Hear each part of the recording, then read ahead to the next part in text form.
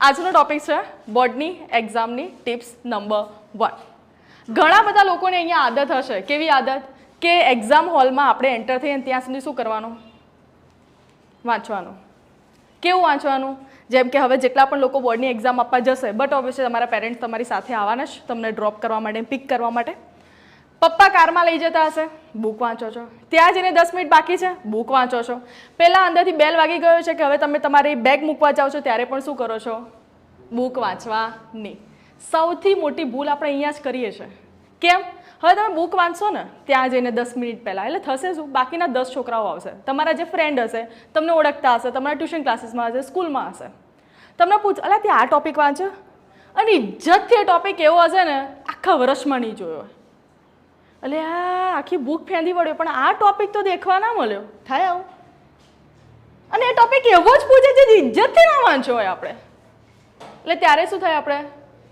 એટલે આ પતી ગયું યાર, નહીં મજા આવે, ટેન્શન, પછી આવ થઈ જાય, પછી આમ થઈ જાય, કોઈકના નખ કાપવાની આદત હોય, આ બધા એક્સપ્રેશન ચાલુ થઈ જાય. પણ આપણે આ જ વસ્તુ નહીં કરવાની.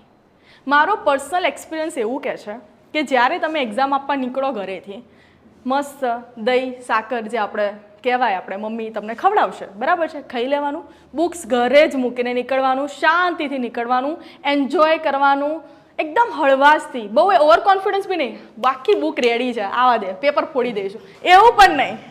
કારણ કે બોર્ડની એક્ઝામમાં પેપર 80% ઇઝી તો 20% હાર્ડ આવશે ને આવશે, એટલે તેને બોર્ડ એક્ઝામ કહેવાય છે. જો આખું પેપર ઇઝી આપવું જ હોય એમને તો ભાઈ નોર્મલ એક્ઝામ ના રાખે. બોર્ડ એક્ઝામ શું કરવા આટલું પ્રેશર શું કરવા ક્રિએટ કરે?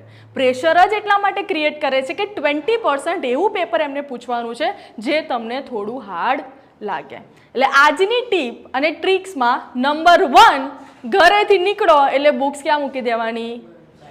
સાઈડમાં, પકડવાની નહીં. અને ત્યાં જઈને પેલો ભાઈબંધ કે ને આ ટોપિક વાંચો, અલે તે નહીં વાંચ્યો, મેં તો 10 વાર વાંચ્યો, ભલે ને આપણે વાંચ્યો જ ના હોય.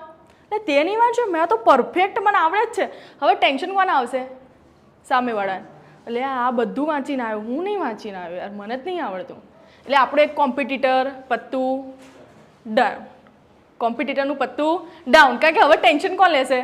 એટલે આ બધું વાંચીને આવ્યું, મેં નથી વાંચ્યું. કારણ કે તમે એવું 11 મહિનામાં શું નથી વાંચ્યું જે છેલ્લા અડધો કલાકમાં વાંચી લેવાના? પોઈન્ટ છે ને, તમારી પાસે 11 મહિના હતા વાંચવા માટે, એમાં તમે એવું શું પ્રિપેર નથી કર્યું કે જે તમને અડધો કલાકમાં યાદ રહી જશે? બરાબર છે? એટલે અડધો કલાક ખાલી ને ખાલી રિલેક્સ થવાનું, વાતો કરવાની, ફ્રેન્ડ જોડે મસ્તી કરવાની. એવું કંઈ બતાવવું જરૂરી નથી કે બોર્ડ એક્ઝામ આપવા જતા હોય એટલે સિરિયસ જ રહેવું. ક્યાંય લખી આપ્યું છે બુકમાં છે, જેમ આપણે સાયન્સનો કોઈ ટોપિક હોય, મેથ્સનો ટોપિક હોય, ઇંગ્લિશનો ટોપિક હોય, કોઈ બુકમાં લખ્યું છે કે બોર્ડની એક્ઝામમાં જતાં પહેલાં વિદ્યાર્થીઓ હંમેશા માટે સિરિયસ જ એક્સપ્રેશન આપવાના, હસવાનું નહીં, બંધ કરી દેવાનું, એવું ક્યાંય લખ્યું છે? તો શું કરવા? ના હસીએ, હસવાનું, મસ્તી કરવાની, એન્જોય કરવાનું.